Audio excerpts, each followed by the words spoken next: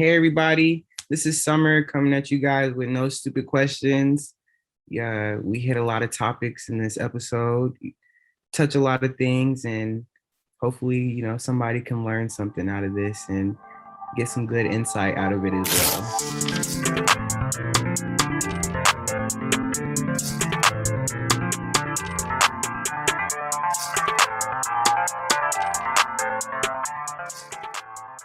So how did you get into playing basketball?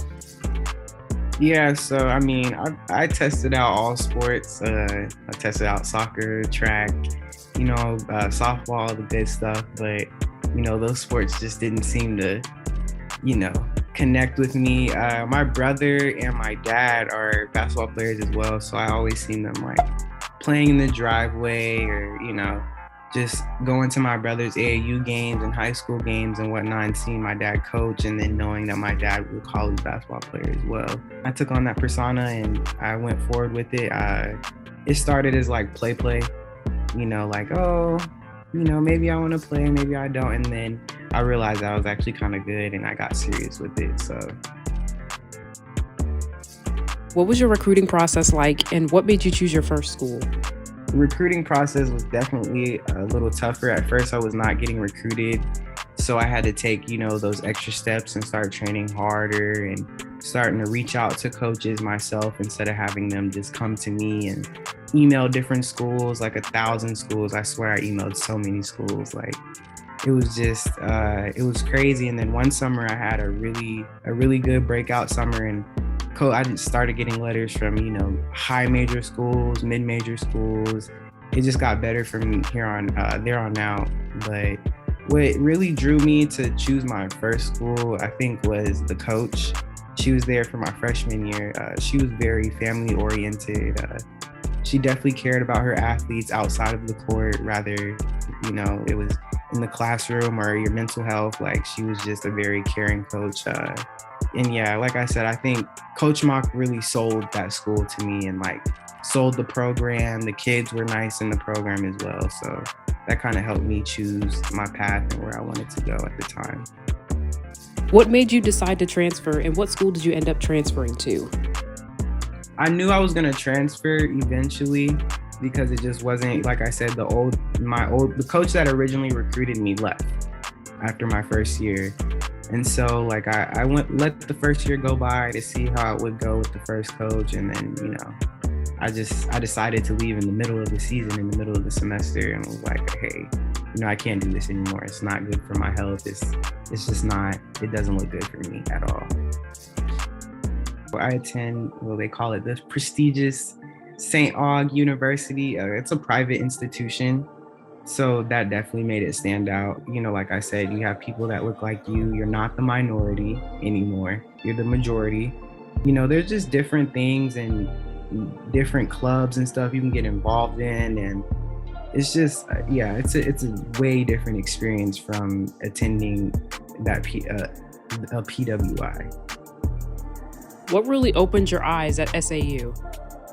Of course, being at a lower institution or a D2 level, we have less resources.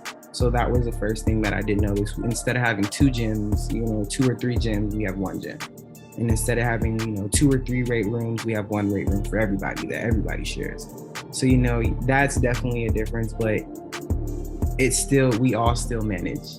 I feel like at every school, you have to make it what it is. Like, you make your experience. You don't let anything hold you back because, there's a lack of something, because at the end of the day, you can always go get it. If there's, people in the gym and you can't get in the gym, it's easy to go around another gym around the corner and go get some shots up, or go to another gym and go get a workout in. So it's like, it's what you make of it, honestly, but yeah, those are the differences I've seen for the most part.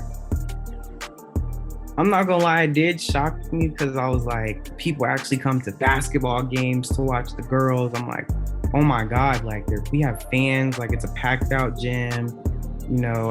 That definitely that excited me. I'm not gonna lie, and then you have rivalries. Like, usually you only hear about that in like high school, but high major schools. But like now I'm at a D2 and it's like, oh, we have a rivalry. Like, How was your first CIAA tournament? People keep saying that it was so much bigger than it is right now because it used to be in North Carolina, Charlotte, and now it's in Baltimore. But even with it being in Baltimore, it's like a whole different vibe. It's like I said, you have fans actually coming out. You've got performance. Like it's just you feel like you're the shit. Honestly, being on that stage, like it's like, okay, I'm about to go play, get this work in, and you've got the band over here playing a band with some rhythm, not playing these these weird songs that people don't even know. You've got band competitions, you got cheer competitions going on. Like I'm like blue chips, and we're the blue chips, and you've got the whole different vibe. It's like a whole different experience. I wish some of the Black student athletes could come to the CIAA tournament and experience that, because it's like, damn, it's like a whole different thing. Even if they came to one game, it's a whole different vibe.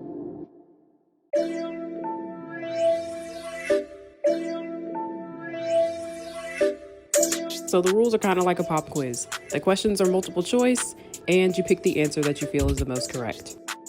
This sprinter from Barbados is also a St. Augustine's alum. Ramon Giddens, Reggie Witherspoon, or Justin Gatlin? Ramon Giddens.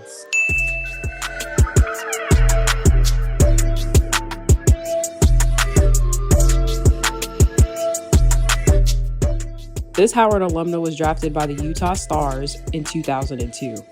Andrea Gardner, Jacqueline Winfield, or Amba Kongolo? I think it was Jacqueline Whitfield.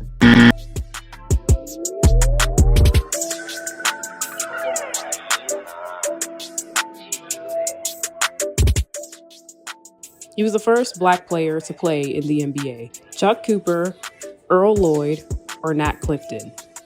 I'm gonna go with Earl Lloyd.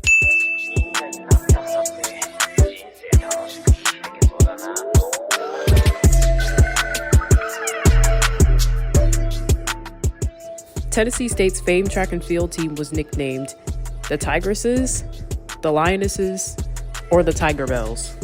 Ooh, the Tigresses, the Lionesses. I'm gonna go with the Lionesses.